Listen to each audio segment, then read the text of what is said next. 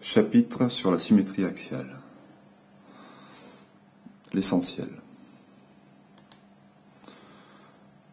Que sont deux figures symétriques par rapport à un axe? Donc l'idée est la suivante. Donc ces deux figures, on va dire que ces deux figures sont symétriques par rapport à la droite ici, parce que quand on plie suivant cette droite, les deux figures se superposent.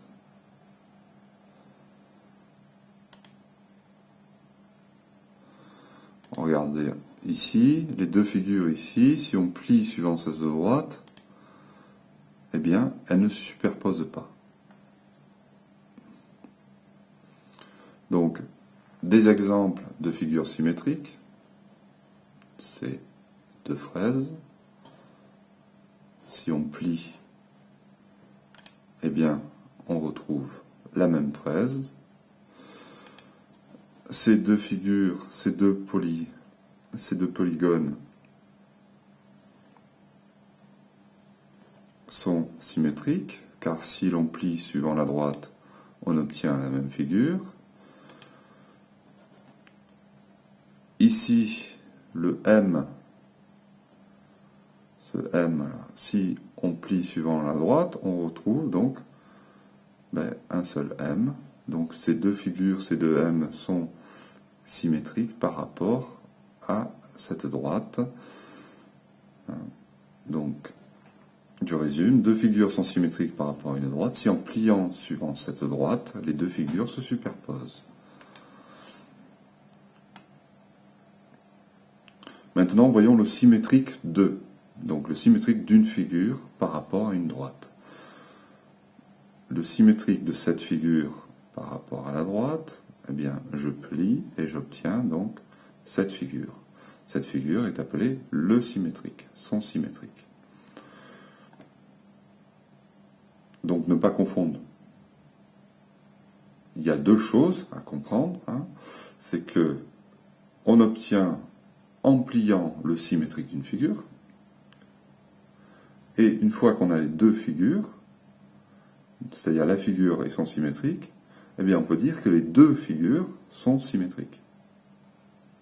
Donc il y a le symétrique et les figures symétriques.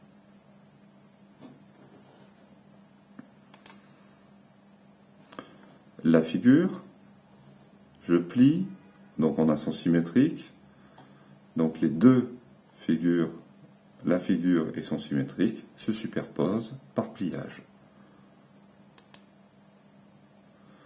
L'axe de symétrie maintenant. Voyons une figure, ici ce smiley.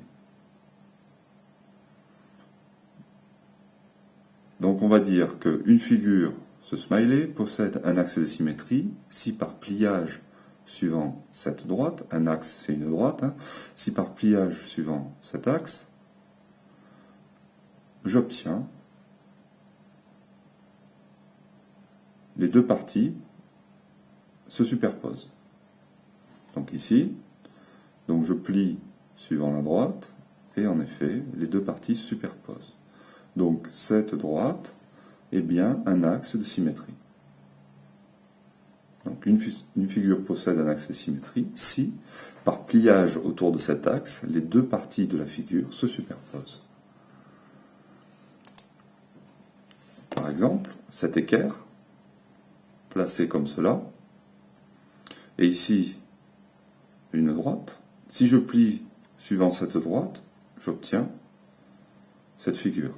Les deux parties ne se superposent pas. Donc cette droite n'est pas un axe de symétrie pour la figure, pour l'équerre. D'ailleurs, si on cherche bien, cette figure ne possède pas d'axe de symétrie. Voyons les axes de symétrie d'un segment. Voilà un segment.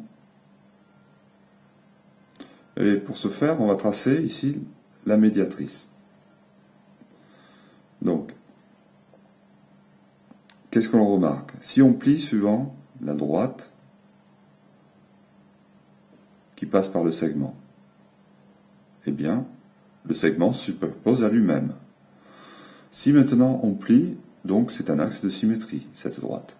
Maintenant, si on plie suivant la médiatrice,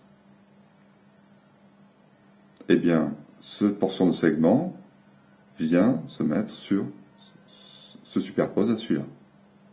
Donc, la médiatrice d'un segment est aussi axe de symétrie. Axe de symétrie de triangle. Dans un triangle isocèle,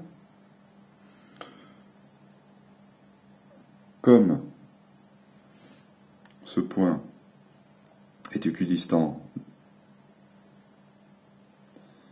des extrémités de ce segment, et que le milieu est aussi équidistant de ce segment, est aussi équidistant des extrémités de ce segment, alors la droite qui passe par ces deux points, c'est la médiatrice. Donc, qu'est-ce qui se passe? Regardons. La médiatrice, si on plie suivant la médiatrice de ce segment, eh bien, les deux parties se superposent. Donc, dans un triangle isocèle, en un point, l'axe de symétrie, c'est la médiatrice du segment des deux autres points du triangle. Pour un triangle équilatéral,